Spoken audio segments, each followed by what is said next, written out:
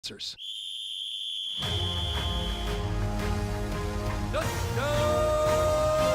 three! You're out!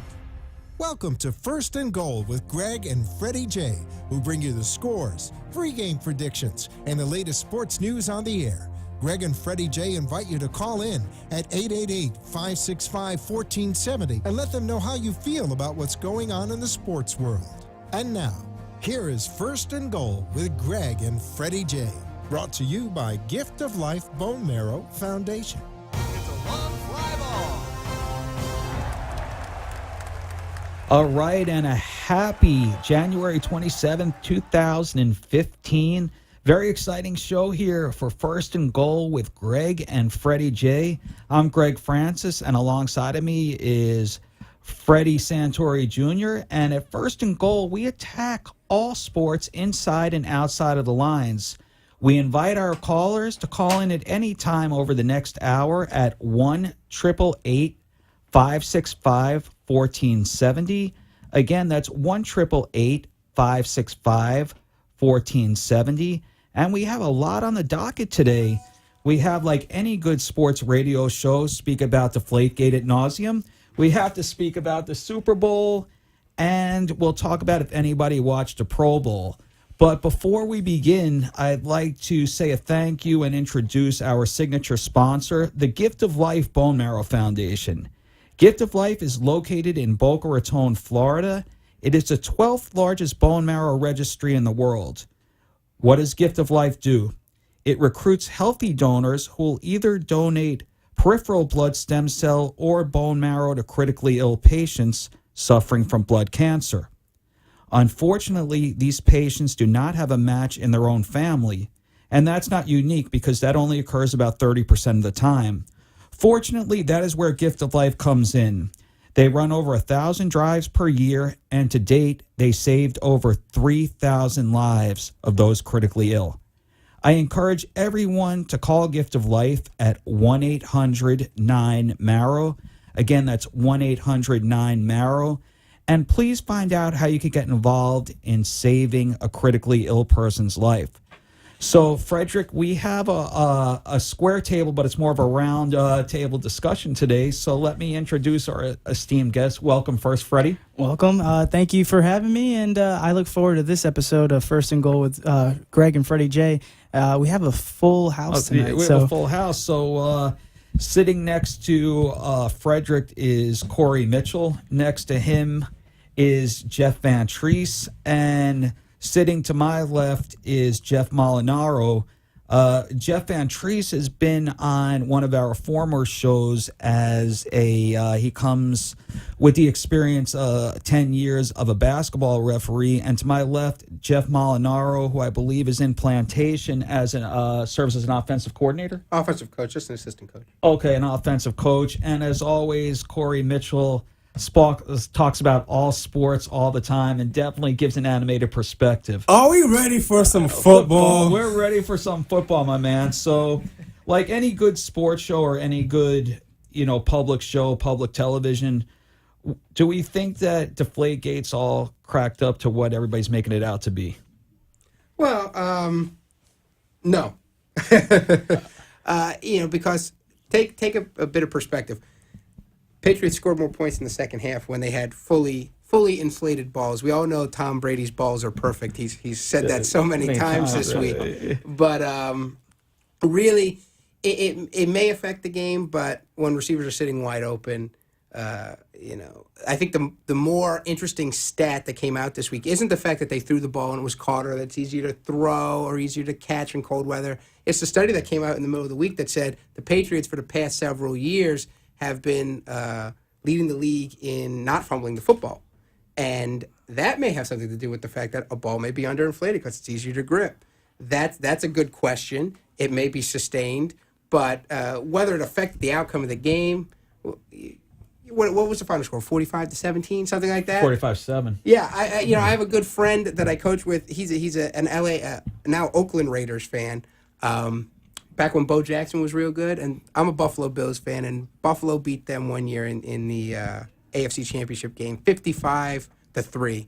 And he says to me, Jeff, that's because Bo Jackson got hurt. I said, I'll give you 14 points each side of the ball, Buffalo still wins by 2-3 scores. So I think they're blowing it up. I think it's an integrity of the game issue. It may go to not fumbling the football, but the idea that, because it's easier to throw, easier to catch, that somehow resulted in Danny Amendola getting wide open play after play. Let me ask a question for our listening audience. Welcome to Gift of Life with Greg. Again, Corey Mitchell, Jeff Molinaro, Jeff Van Treese. If you'd like to call in, 1-888-565-1470. From a legal point of view, and both Jeffs on the show serve as attorneys, I believe. Yes, that's right. From a legal perspective, what do you think the punishment should be if it is in fact proven that there was a corroboration of people taking the appropriate PSI out of the ball, the for per square inch? Well, I'd just like to say that in this case, it's going to be the rules of the NFL. This is going to be something that the owners are going to certainly be interested in because this affects the value of their teams and so forth. But I don't think there's anything you can do about the game itself. The game is played. The outcome is over. I agree with Jeff completely. I don't think it affected the outcome of the game. I just think it's an issue with integrity of the game. And I think at this point, there just has to be some quality control measures. With basketball, for example, before every game, we always check the pressure of the ball. We always make sure that it's bouncing high enough and so forth. And so, maybe some measures need to be taken. They certainly could be. This is not something that you couldn't have outside neutral parties checking the air pressure of the ball. It's totally reasonable and probably something they should do from now on. I want to go because you said something that they're not going to take the wins away. And for those that have been following in the news with the Jerry Sandusky Penn State situation, they stripped all of Paterno's wins that they won on the field to make him not the most victorious college coach. And then the NCAA and Penn State came to an agreement and they gave him their wins back. I mean, when we were talking about that, Jeff, on the field, that you could take wins away or loss, if they won on the field, it's validated. You can't just arbitrarily take wins or losses. I don't know if any of you saw that Penn State was given back the 100 or couple hundred wins that they got when after the NCAA repealed them. Well, going on Jeff's point, they already regulate the footballs, the kicking footballs, because they had the problem in the 80s and 90s. Kickers would work these footballs all game, and they'd go from a football to a rugby ball to a soccer ball if you weren't paying attention, because they'd deflate them, they'd inflate them, they'd squeeze them down, change the bladder look so that it would go further. And now they take those 12 footballs that are kicking balls, they stamp them with the letter K, and the NFL holds on to those balls the whole game. And in the Super Bowl, it's my understanding they use more footballs. They don't use 12 footballs because they can give them out, they can raffle them off for charity. This was a ball thrown in a game. And now, not for nothing, but notice the Patriots' offensive production goes down greatly in Super Bowls compared to what the juggernaut they were during the regular season. But I think it's a simple solution to the problem if the NFL holds on to the footballs during the entire game, that you can work them all week, you can rub them down, you can scuff them up, but up until game time, they hold on to the football and then they hand them over. Because, I mean, the interesting point that people ignore, they want to talk about atmospheric conditions, or how they work them down, how they squeeze the balls or whatever. The Colts had 12 footballs too that all measured fine at halftime and before the game and after the game. So, that's an issue in and of itself. So, and this is for Corey. So I knew that Belichick was potentially a Hall of Fame football coach, but I never knew that he was a physicist. So what do you think of his presser? You know what? I believe he said enough to get the pressure off of his back. I noticed he deflected a lot of questions. Deflated, no pun intended. He deflated a lot of questions away from him. And to go on an earlier point the first Jeff made, the integrity of the game is being compromised. Do you all remember the Bounty Gate in New Orleans where Roger Goodell said lack of institutional control? Just because Sean Payton didn't know that the defensive coordinator Greg Williams had bounty doesn't excuse him, where he had to serve a 1-year suspension for not knowing. Just because Bill Belichick didn't know that a ball boy or whoever deflated the balls, that shouldn't deflect responsibility, because we have a coach that was suspended a year over something that could have been a competitive advantage, which was malicious intending to hurt people with the bounty, where the integrity now is, let's make it easier to catch the ball in the cold. Let's make it easier to run. That's not showing the integrity of the game. And I believe if Roger Goodell is a fair and just commissioner, he has to come down the same way. Yeah, I don't know that I would compare a year because you heard Greg Williams go on his diatribe about trying to kill the body will kill the mind, or kill the mind will kill the body, to really hurt, injure, and maim people. We're talking about, deflating a football. I understand with the institutional control and to what realistic degree a head coach should have culpability. We could argue that till the cows come home. I don't know what's. Well, I think and I agree with your point. I think maybe the solution is you punish the team, don't punish the coach. Fine, but you punish Belichick, give him a $1 million fine, and Kraft raises his salary $1 million. What have you solved? The team paid the penalty anyways. Hurt him where it hurts. Hurt him in the salary cap. One thing that they did in the NFL that was probably unjust, a couple years ago, they had a capless year because of the way the league structured out labor-wise.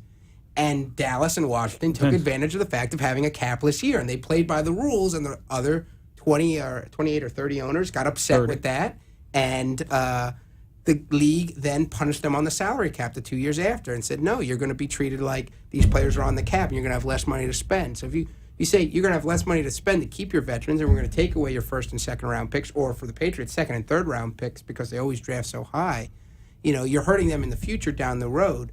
That's something where if the penalty hurts the team, hurting the, suspending the coach or fining the coach or fining the player. I think, and correct me if I'm mistaken, the fine for a transgression like that is about $25,000. So that's really, there's something probably legislated in place, and the NFL doesn't put it high on the pecking order. Do you believe that's a high enough number for deflated balls? Well, yeah, I'll use deflated footballs to be politically correct. But with that being said, they don't place a lot of emphasis. Obviously, $25,000 to them is probably like a nickel or less in the room, so it's a rounding error. So obviously, I don't think a lot of the emphasis is played on that. Nonetheless, I think that Corey had a cogent point, and I think it becomes exacerbated with Spygate with the Patriots. If it was one of 31 other teams. And then obviously 11 out of the 12 footballs were below acceptable levels, and all of Indianapolis's, maybe Indianapolis should have deflated, would have been a more competitive game. But that being said, I do think at a certain point that there's going to be some repercussions, and probably in the form of a draft pick. Aside from that, I agree with you. You would go for a 1-year suspension if they found that they were. I believe. Once Jeff commented there, I realized that maybe suspending the coach for a year may not be a consequence if Robert Kraft raises his salary. I just believe Roger Goodell should be consistent the way he hands out punishment. I believe a lack of institutional control, of lack of, let's say, being naive, it should be the same penalty that Sean Payton faced. We don't know what Sean Payton didn't know about the bounty. But we do know that Roger Goodell stated lack of knowing doesn't exonerate you from the situation. Very extremely well put, Corey. Belichick's presser to me was comical. In fact, I pulled over to the side of the road. How, and the Jeffs mentioned this before, how are all the Indianapolis Colts footballs a perfect weight? And 11 out of the 12. And I don't think that the equipment manager for the New England Patriots of his own volition decided, you know what, I'm going to deflate this, 2 pounds beyond regulation. Exactly. And I want to get to the point where if this was Belichick's first offense, then we would have nothing to talk about. This is his, third, I believe, or second? This is a pattern that's growing. And, cheaters get caught eventually. So what message does it send if he is let off again?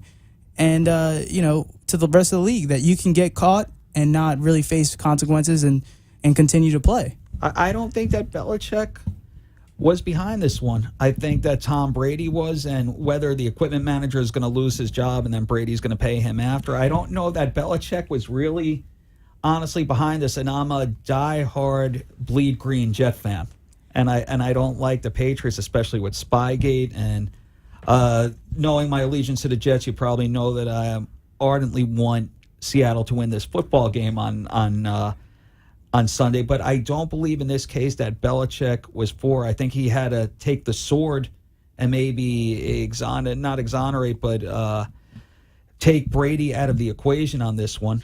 To segue from that, Greg, Yeah. both of the Jeffs in here, one is a coach and the other one is a referee. And we all know in football, the umpire, the combination of the umpire and the linesman touches the ball every single play before the ball is snapped. I want to know from a coach and a referee's perspective, how could the officiating crew touch Indianapolis and New England's ball and not notice a difference? Why did it take the DeQuell Jackson interception to raise awareness to this? Well, I think part of it is it was rainy, it was windy, it was cold, so there's already a grip issue. I know in the games I've been a part of, pregame the refs are feeling the pressure. They'll feel it during the game. They'll squeeze on the ball, and if it's no good, they'll toss it out and they'll ask you to bring another football in. But in conditions already bad, their focus may not have been on the actual pressure of the ball. It may have just been because it's wet, making sure they had a handle on it so they weren't dropping on the ground, and then having to wipe it off, towel it off again, and passing it in. I think where the issue came in with the Indianapolis linebacker is, I'm not sure if it was the linebacker or if it was the equipment manager when he tossed him the ball that realized, hey, he grabbed the squeeze of it, this doesn't feel inflated. And it may go to a larger problem of, how many guys in the league are doing this? Because Spygate was a big deal, except for the fact that it came out that everybody in the league was filming everybody else, and it was kind of a common practice that everybody was cheating on the whole league was corrupt. And I've only heard 2 quarterbacks this week come out and say, I like my ball overinflated.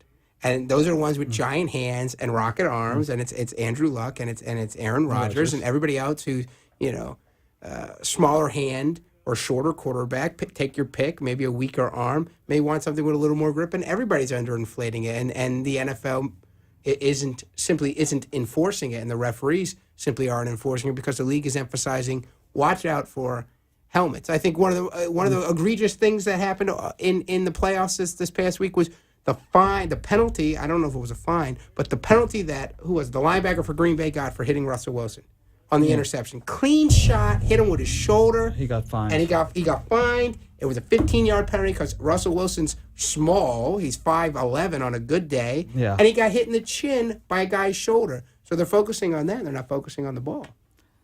Yeah, I think I think the weather probably played a role. The refs might not have felt that it was below pressure, and they might just have made an error in their perception of the ball pressure as they were feeling it. This brings me, in basketball, which is my sport, I know a number of people I work with that will take the ball, give it to the visiting team's point guard, and say, "Is this acceptable to you?" And that way, maybe that's something that should be done. Like a check in basketball. Like a check, yeah, exactly. Where you give it to the visiting team and ask them, or the other team, and say, how does this football appear to you? And have them inspect it. The more people that are inspecting it, probably the better. It was a very, cold and the weather wasn't very good, and so it would be easy to miss something like this. And with a no-huddle offense, the speed factor of that really instigates the motion. It's to sum it up, I think the punishment is going to be above the crime. I think that the NFL is going to send a message. I don't think that the crime was that egregious, although they certainly didn't comply with the letter of the law to attorneys in the room. But I think that the NFL is going to send a message, especially with New England having prior transgressions. Exactly. I wanted to get to the fact that maybe the refs are paying attention a little bit more to the formations the Patriots are running, because they apparently the Patriots run a scheme that nobody's ever heard of, or it's not in the rule book, or whatever the Ravens want to talk about. I laughed because I watched it and I said, well, I always say, this may banish me from coaching at that level, but NFL coaches are spoiled And NFL players are really spoiled because NFL coaches are coaching guys that are so tremendously talented. You don't really need to coach a position. But NFL players, there's so many rules to allow the game to proceed. They're not used to that stuff.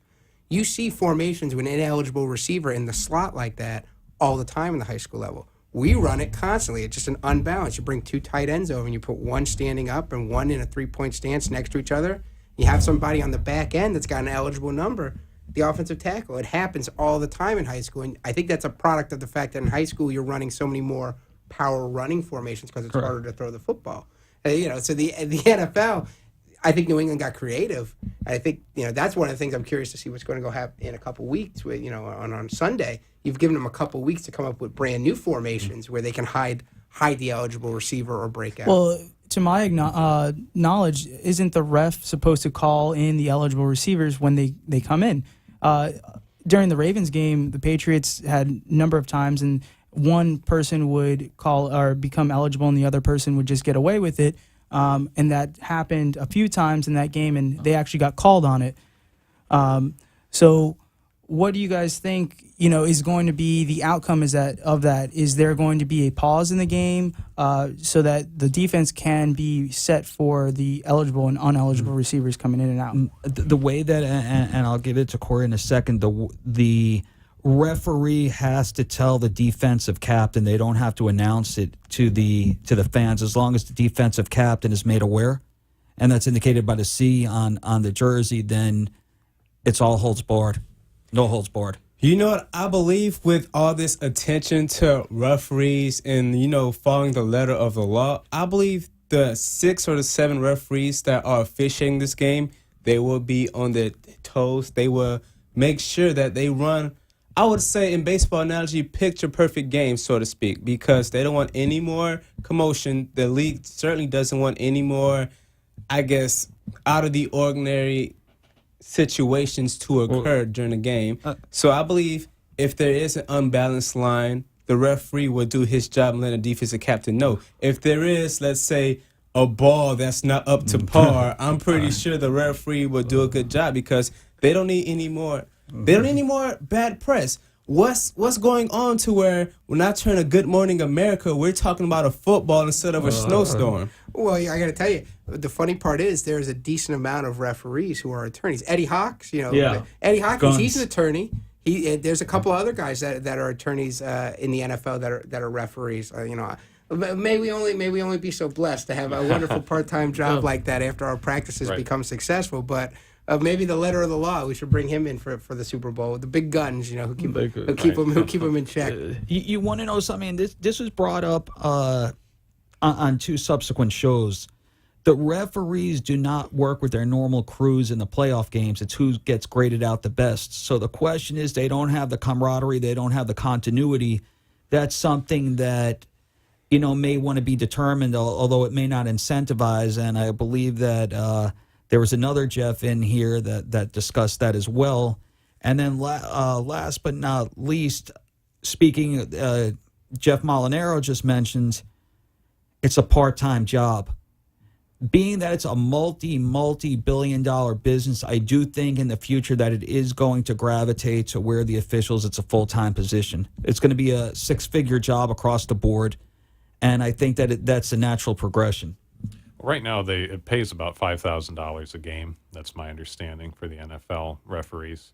Depending on if they are in the playoffs, it pays a little bit more. But yeah, as of now, it's still considered a part-time job. They still have to attend training camps and in the off season and so forth. But yeah, that debate will continue to rage until there comes a time when they're full-time officials. Again, from the referees' collective bargaining standpoint, it doesn't behoove them. If they could get a pension in the NFL, have, the top ones get a 6-figure income for refereeing 16 games. Granted, they know they're the best, 30 in the world, so they deserve to be compensated, and they could still work their full-time jobs. Mm-hmm. So I think it's win-win. At a certain point, I think the owners, and this is conjecture on my part, are going to try to mandate that they do become full-time because you're talking a multi-billion-dollar business, and football is trumping every other sport.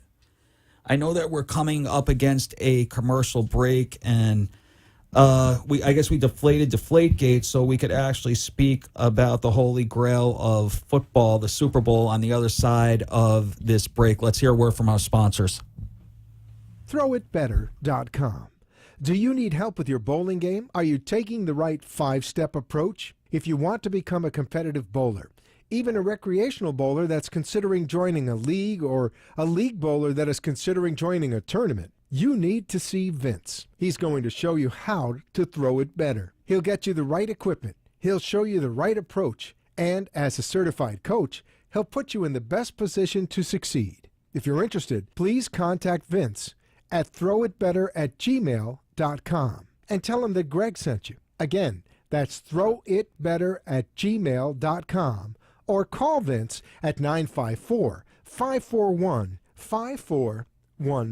Talk 1470 WWNN Pompano Beach, Boca Raton, Miami, Fort Lauderdale. We want to extend a special thanks to our friends at the Boca West Foundation for all the wonderful work they do for Gift of Life and for all the meaningful service they give to the Boca Raton community. For over 3 years, the Boca West Foundation has generously supported local charities in the Boca Raton area. The Boca West Foundation. It's all about the kids. Are you in the market for a health plan? If so, please visit my good friend Gary at Health Plans Unlimited. No plan is too big or too small. Gary will customize a plan that's affordable and comprehensive, just for you. If you're interested, please visit Gary Goldman, the best in the biz, at www.healthplansunlimited.com. Again, that's www.healthplansunlimited.com. Or you can call Gary Goldman directly on his personal line at 954-303-6676. Again, that's 954-303-6676. And tell him that Greg sent you directly from the Gift of Life. Health Plans Unlimited. We have the health plan for you. Strike three! You're out! You're listening to First and Goal with Greg and Freddie J. This show is brought to you by Gift of Life Bone Marrow Foundation. Call and share the gift of life. Become a donor today. Now, back to our hosts, Greg and Freddie J. It's a long fly ball. Alrighty, exciting show tonight. It's Super Bowl Sunday, the holy grail of First and Goal. Welcome back to First and Goal with Greg and Freddie J. If you'd like to chime in, we invite you to call at 1-888-565-1470. And our special guest this evening is one Corey K. Mitchell, an FAU graduate, or soon-to-be FAU graduate. Very popular personality on the show, Jeff Van Treese, and also a 10-year basketball referee. And to my left, Jeff Molinaro, the offensive coach from Plantation. Did I get it right that time? Yeah, an offensive coach from Plantation. All right. I've been doing it for like 14 years now. So. More than an offensive coach. It's an offensive guru, and who better to talk about the offense for the big game coming up with New England and Seattle. So what do you think? People say that I use this word too much, pedestrian, but I find Seattle to have a pedestrian offense. You know, it's they do two things well. Seattle, they play defense and they run the football, which historically, football is blocking, it's tackling, it's running. They do an excellent job of running that spread zone read. They didn't use it all game until the end against Green Bay, and that matches up well against what New England does. New England, if you go at them, Belichick has a good scheme to stopping him. But if you look historically at him against teams that spread it out and teams that run more the zone game, he's had trouble his whole career against zone-style blocking schemes, and that's what they do. And you have a guy like Wilson back there that has the speed of a running back, and he can throw it pretty accurately, pretty well. So it's a nice dynamic that you're going to have to practice for all week. And well, you got 2 weeks, but who do you have play quarterback that can emulate Russell Wilson? You know, it's not going to be Tom Brady. It's not going to be his backup. So It's not going to be Garoppolo either. Right. Well, keep in mind, Julian Edelman is their number one receiver, but he was drafted as a quarterback out of Kent State. He may not be as a dynamic playmaker as Russell Wilson, but he's definitely a good scout team makeshift guy for 2 weeks. But then when you for reps, I thought about that too, and it's an excellent point, and that's great knowledge that you spit out. For first team reps, being that he's probably the number one receiver, you certainly wouldn't say Amendola, but you could certainly say from a receiving standpoint that Gronk is his number one. But just from a rep perspective, do you think that they would put him against a scout for defense? You know what? If this was week 12 against Seattle, no. But this is the Super Bowl. We have 2 weeks to prepare. This is the last game of the year, and we need to prove that deflated balls isn't the reason why we're good. I believe Bill Belichick is pulling out all the stops. He's been one for short words, but a tactician. And if this piece, moving your best receiver over to a scout team quarterback, prepares you to win, why not? Because remember, Seattle is the defending champs. You have to dethrone them. Why not pull out all the stops to do so? So do you think, I'll throw this out to anybody right now, Seattle's defense is probably considered the number one defense in the league. Certainly the three on their secondary, which are Earl Wilson, you have Sherman there, and then you have Cam Chancellor, which is a big hitter that might be able to square up with Gronk. So how do you think, Frederick, that this is going to... Well, I'm a big guy on defense. I love defense. I think defense and running the ball definitely win championships. So I feel that Seattle has a advantage that way. But the Patriots, though they may not have the best defense, they've had the best defense when it comes time to have the best defense. And offensively, they're a machine. You have Tom Brady back there. You have Gronkowski. If he's healthy, it takes at least 3 defenders to take him down. You have Edelman in the slot. I like the matchup.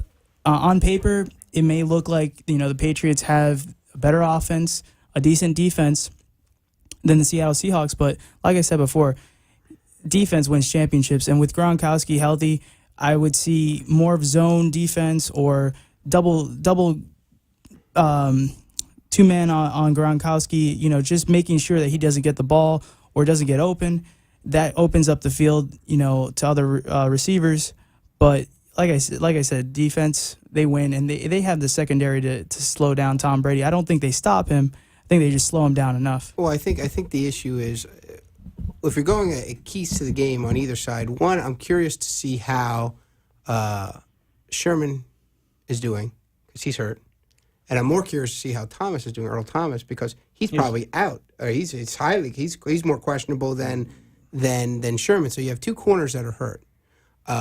How that affects the passing game and how that affects Josh McDaniels' mind on moving Gronkowski around to put him in a position to maybe be up against a corner, especially somebody who's injured that he can just simply out-physical, will be interesting to see. How many tight ends they're going to use in their formations up against corners because they can now out-physical guys with bad wings. On the other side of the ball, New England has to be able to stop Seattle's running game with 7 guys, or they're going to have to play great in their secondary because really you need an 8-man front to stop that offense. It's a college scheme when they're running the spread. It's a very simple concept. Russell Wilson comes to the line. He sees how many guys are standing at safety. If there's 2 guys, they're going to run first. If there's 1 guy, they're going to try and throw the football. So if you can stop them with your front 7, New England's got a much better chance at controlling. But if you're gonna have to play man coverage on the outside, it becomes a lot harder to stop that. Do you think that they're going to try to keep Revis honest? Well, most likely. I mean, because then if Revis could jam up somebody, that allows him to have more in the box because he's covering a quadrant of the field.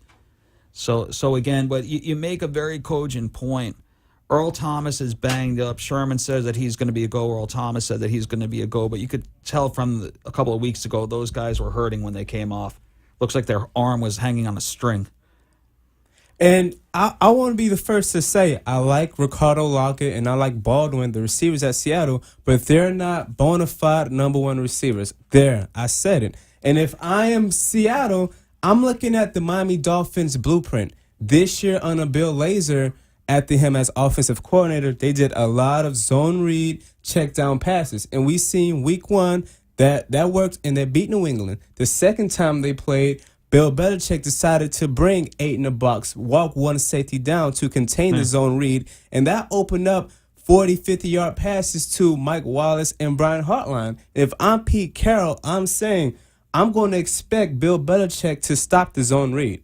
If one thing you want to do, you want to contain Seattle's running game, I believe it will be on Russell Wilson's arm to throw vertically, which will be a challenge because New England has 3 Pro Bowlers in this secondary as well. Devin McCourty was a Pro Bowl cornerback before he became a free safety. Go Scarlet Knights. Oh, Rutgers guy over here. We Mighty have Rutgers. Brandon Browner, the original Legion of Boom starter cornerback, is now there. And we all know what Revis' resume is. I believe the challenge is, can you beat New England vertically? Because everyone is game planning to contain the zone read and Marshawn Lynch.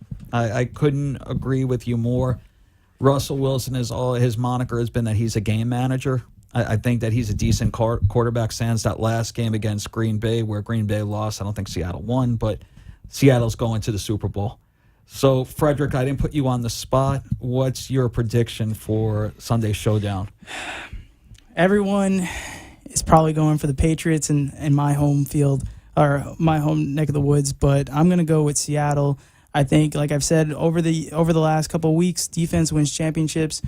Running the ball, especially at this time, is so key.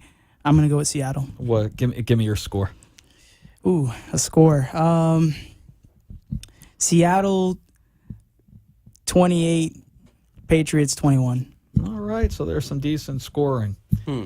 All right, so let's get Mr. Van Treese involved. So we have, I know that we have a Buffalo fan, we have a few Jets fans, we have a Miami Dolphin fan, and probably another Miami Dolphin fan. So we well represent the AFC East, except for New England. That actually did deflate me. They certainly won't blame us for being homers. Yeah, they won't. So that goes. So how they get in every year, it shows how poor the rest of us, the rest of our team is. Although with Buffalo, I don't understand taking our coach and another one, but we'll leave that for another discussion. But anyhow, Jeff, how do you see this playing out? I think it's going to be a close game. I think I'm going to go with New England by a touchdown. Some people are saying even more than that. But I'm going to go with New England. I think that Brady is hungry to at least have a winning record in the Super Bowl. He's, being 3-3 right now. I just think that they have what it takes. I think that they're going to respond well to the pressure. But then again, so again is Seattle. So hard to say, but I'm going to say Patriots by a touchdown. All righty. And Corey Mitchell, and I know that you were reticent to say this offline, so how do you see this playing out, K-Mitch? With my prediction, I want to first circle around the fact that both Pete Carroll and Belichick are phenomenal coaches. However, Pete Carroll is a better motivator, in my opinion. With this game being played in Arizona, it's a lot easier for the 12th man to travel and make a difference in that stadium than it is for people who can't even fly out of the New England area right now. With that being said, I'm going with the Patriots for one reason and one reason only. I don't believe Russell Wilson's arm can score enough points to win the game. I don't believe the read option will be enough to keep. By being enough, I mean control the clock, control the tempo enough to keep Brady from dropping back. And as we mentioned earlier in our previous discussions, this past football year, the Seattle defense allowed the third most touchdowns to tight ends. They are facing the best tight end in football. I hate to admit it, but I see New England winning this game. I want Russell Wilson to prove me wrong. He had one good pass to Jermaine Kearse, in my opinion, that was really a wow pass. He's going to need a couple of wild passes to keep the pressure off the run game, and I haven't seen it this year, and I'm not going to bet for him to miraculously do it off of 2 weeks of football. So who's going to be the running back of the week for New England? Shane Vereen. I say this year in and year out. A running back that can catch the ball out the backfield and line up in a slot position is an X factor because every defense typically assigns a linebacker to contain a running back if it's man-to-man. Shane Vereen is a receiver back there. I'm pretty sure Seattle's going to be prepared to stop the big bulldozer Blunt. But are they prepared to stop a pass catcher? Because they have the secondary to match up with the receivers. They have a problem containing Gronk, which I believe will be their focus. And here's Vereen. I won't be surprised if he leads the team in catches.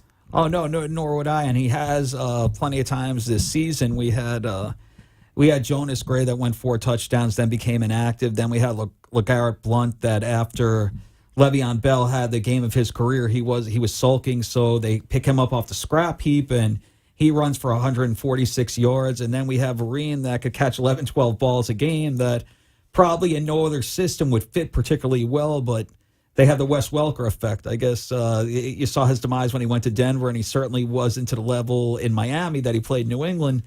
I'm curious, but I'll let my offensive coordinator to the left, Jeff Molinaro from Plantation, our offensive coach for 14 years. Please, the head coach will be very upset if you call me the offensive coordinator. Steve does a wonderful job calling the offense. I'm just in the booth yelling most of the game. But I'll tell you what, about a month ago, I picked a nice small city in the northwest of the United States who ran the ball well, and I said, if they can run the ball well, they're going to win a national championship, and I was wrong. But I'm going to stay with my basic premise this year of if you can run the ball well, you should be able to win. I think that New England doesn't match up well with the spread offense. I think that that's going to be the X factor. And as much as they probably don't deserve to be there, I think Seattle wins it close against New England. Right. I guess that I'll put myself under the gun right here. Green Bay lost. Seattle's going to the Super Bowl. New England has had these aspersions cast the whole week, which supposedly takes them away from thinking about football. I think that they're become more motivated. You could talk about that Seattle's offense is anemic, and Brady goes down as one of the best quarterbacks of all time. Putting all that into the equation, who do you trust? What former Jet coach, Belichick or Pete Carroll, do you trust more, having 2 games to prepare? And conventional wisdom would say Belichick. That's why I'm going with Seattle to win by 10. I like that. And I have a comment for our offensive coordinator here. The best way to match athletes is with athletes. Am I correct? When Seattle lines up in the spread, a 3-4 defense is a lot more equipped to contain it than a 4-3 which Seattle runs. So since they practice against a 4-3, it will be successful. Me guessing, since New England runs a 3-4, let's think about their linebackers now. Both Chandler Jones and Jamie Collins are freak of natures. And if we're talking X's and O's, we're telling both of those outside linebackers contain the outside. One gets to running back, so if he's on your side, and the other one gets to quarterback. I think they will come into now, if these outside linebackers are preventing us from stretching and bouncing the ball outside, we have to go north and south. You have big Vince Wilfork there. You have Dante Hightower there. It's not going to be that easy as it sounds on paper. Well, I think one of the things, and not to get overly technical with it, but, hey, if you're going to have your outside linebacker against the spread contain the quarterback, that's fun, except for the fact that nobody's covering hook to curl, which is that pass in between the flats where you dump it off to the receiver and they're coming in right behind him. If you send a slot out to the flats and the corner sucks down, now there's a nice big gap because your outside linebacker is so concerned with Russell Wilson, and that's the beauty of the run pass option, and that's the beauty of the spread. It's complexity in design yet simplicity in concept. That it's you're going to have to commit to one or the other, and it's very much like the offense we've run at Plantation and at Ely. That's won us a state championship. And that has been run since the 1950s on the concept of, everything you do defensively, I have a counter to. I'm not looking for formational matchups. I'm looking for reactions on the defensive side. And if the defense reacts way one, I have play two. And if defense reacts to play two, I have play one, or I may have play three. And it's a systematic style of play calling versus the random, I'm going to spread it out and look for matchups. How can I get Gronkowski on a smaller guy? The Seattle perspective is, how can I make a defense adjust to what I'm doing to open up really where I'm trying to strike? It's a subtle defense. It's a subtle defensive difference. I just wanted to put it out there. I can't agree more with your sentiment on that. It's going to come down to Russell Wilson making the right call. Yeah. You know, reading the right, reading the linebacker coming down or the end coming down, and either handing it off or passing it. It's going to come down to those two options. So Russell Wilson is going to have a huge impact in this game. And I will throw this one out there. You know, the last coach of the New England Patriots is Pete Carroll, and the coach who drafted the defense that won most of those championships in New England was Pete Carroll. So, I mean, Bill Belichick gets a lot of credit, but Pete Carroll brought those guys up and taught them and really coached them up. And you're seeing the fruits of his labor in the same kind of concept in Seattle of taking young players and building them up. And now he's been able to stay at one program and watch them grow. So I think that's maybe a hidden factor in the game of how bad he may want it. Pete Carroll, I loved him as a Jets coach, and I remember with the kicker for Miami, he made the coach signal when he was the defensive coordinator. Do you remember who he got fired because Leon Hess, may he rest in peace, said that the Jets needed this coaching phenomenon? He got fired for a gentleman named Rich Kotite, who won 4 games in 2 years, and he had a very Staten Islandish accent for a New York. He was a lot of hard work. We go into hard work, so much hard work that they worked one game in a season. That was the year that they drafted Keyshawn and Corbett, a young receiver out of Hofstra. Just give Keyshawn the damn ball, all right? And it was a very interesting light between a flashlight and a star. But we did get poetic justice when Key went to Tampa Bay, and we ended up winning in the fourth quarter. But I loved Carroll, and I thought that he had a lot of potential as a head coach. He was a wild, animated coordinator. When kickers would miss, he would give them the choke sign, and Hess was embarrassed. But what happened was we had to get Richie Kotite, who is never to be coached again, not even in Pop Warner football after his stint with the Jets. And it's like the curse of the Red Sox that was broken, or the curse of the Cubs. That's the year that I was born was the last time the Jets won the Super Bowl. So I hope to see it again in my lifetime. So a little Jet talk because we bleed green in here. Let me ask a question. Did anybody bother watching the Pro Bowl? I did. And you know what? It took the fans there at the University of Phoenix 3 plays to boo. I booed once I found that's not even an opening kickoff. You took away the most exciting part of football away to watch some grown men hug each other and then slap hands once you give up a touchdown. Are we really talking the Pro Bowl? Pro Bowl? I tell you what, it was the Sunday for, wasn't the NHL All-Star game yes. on Sunday too? It was the no contact All-Star games for 2 contact leagues. Yeah, so I think 16-11 or whatever in the hockey game. I think I watched a little bit of the Pro Bowl. I saw Michael Irvin's pregame speech, which was the same exact speech he gave to UM. Wasn't it amazing? It was. You know, Dan Lebertard's credit, the fake Howard's pregame speech as well. So fantastic work. But I think I mixed in some Pro Bowl with a little bit of a History Channel on Sunday night. I'll tell you one thing, Jeff. Well, you know, each and every Pro Bowl, they make these ridiculous rules like 4-3 defense only cover 2 men. One rule that I actually like was shrinking the width of the goalpost. Yes. We have Mike Adam Vinatieri. Yeah. You know, that apples and bananas to me. That's right. One of the most successful kickers in NFL history and a potential Hall of Famer missed extra points in chip shot field goals with the new, I guess, readjustments of the goalposts. And I want to know if this would be something the competition committee would think about moving forward, because a lot of argue is kicking is automatic 3 points. It's too easy. The best ever is missing now. I played soccer in university, but I was a kicker and had the opportunity to potentially kick in college, but I didn't. However, even at the high school level, even with the snappers not having the coordination, hit about 95% of extra points. It's just respectfully not challenging, and it's worth a point. I mean, it's just not challenging. You might as well just have 7 points for a touchdown, not let anybody get hurt on the extra points.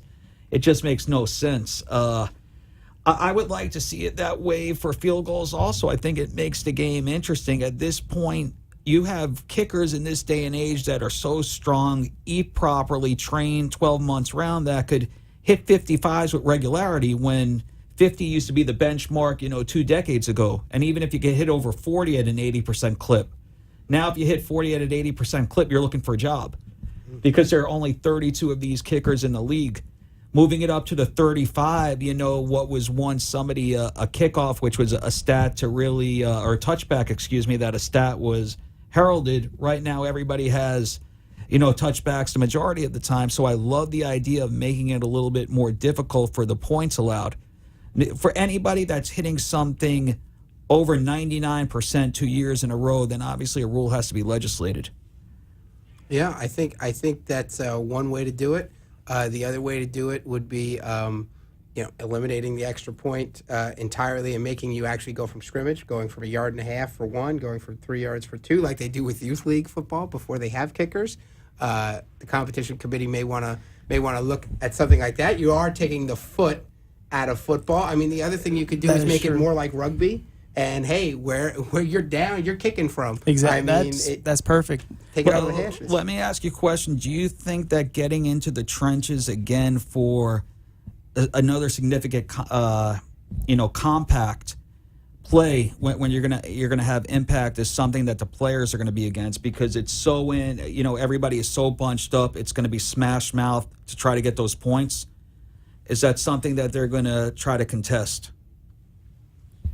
You know what? I can't tell you how NFL players will react, because I'm not one. But I do remember when Roger Goodell said, let's do 18 regular season games. Everybody started crying, our body, our body, our body. When we had the lockout year, the players were saying, listen, we practice too much. I'm a little sore. No more tour days. And just like Jeff said early in the show, these players are spoiled. They have a union and a powerful union, and I don't believe they would do anything above than what's the necessity. So they have to line up and, let's see, rupture a shoulder or hit somebody's pad an extra play. I don't see them coming around to it. I actually like the 18-game schedule, because then it would be fully balanced, meaning that you play everybody in your division twice, which is 6 games, and then you could play 3 other divisions for a pop, and that would equal 18 games. It would be fully balanced rather than playing the second place schedule, the third place schedule, the fourth place schedule. I would say that you would have to dress 53 players instead of the traditional 45, or even go up to 58, because there's going to be more attrition. It's just too violent a game, but I don't like unbalanced schedules, and that's what we have here in the NFL. So I like the idea of 18 games. I also, from a fan's perspective, I don't like paying for the exhibition games for the first. The third game is a dress rehearsal. To me, the first, second, and fourth are the 2 that you play at home. If it's not the third, it's just a waste of money.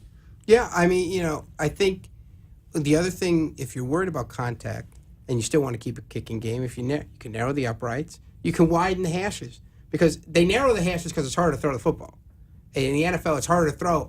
That's why you're looking for a guy with a cannon, a Blake Bortles, an Aaron Rodgers, because they're saying throw a 25-yard out from the opposite hash. That's a long. That's like 30, long 40 throw. yards almost. Yeah, and it's harder to throw to your own hash when you're throwing from the middle of the field on a tight hash. So if you widen it out, now the kickers are kicking from sharper angles. I tell you what, the one thing I'd love to see is get rid of the Pro Bowl entirely, but go back to, everybody remember the quarterback challenge? The 1990s, the quarterback, you got the golf carts going past, you throw the ball with the little bit of paint on it and stuff, and then you used to have the skill competition for everybody else.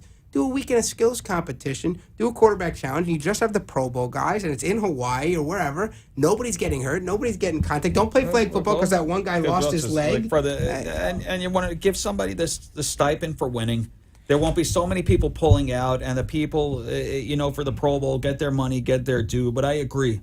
I think it would be rewarding. We all remember Larry Allen was the strongest guy in the NFL. Why? Because he proved it in the bench press competition. We all knew Darryl Green was the fastest guy. Why? Because he had the fastest 40.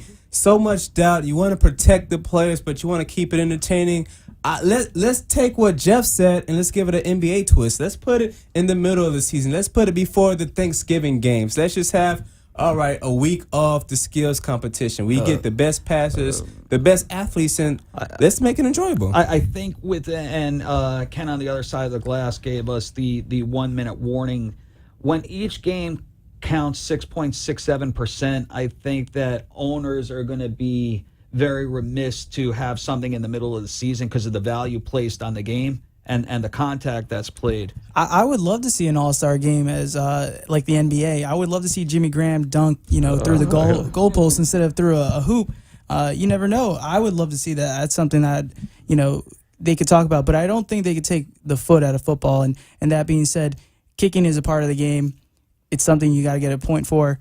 Making it harder for kickers, maybe an alternative, but you can't take them out. Ken is going 10 seconds, and we're at the 1 yard line. So very quickly, in my Howard Cosell voice, thank you, Freddie, Corey, K. Mitchell, Jeff Van Treese. Listen to his show on 6 o'clock every Tuesday. And our buddy Jeff Molinaro, the offensive coach at Plantation. Everybody enjoy the Super Bowl, and God bless. We'll see you next week.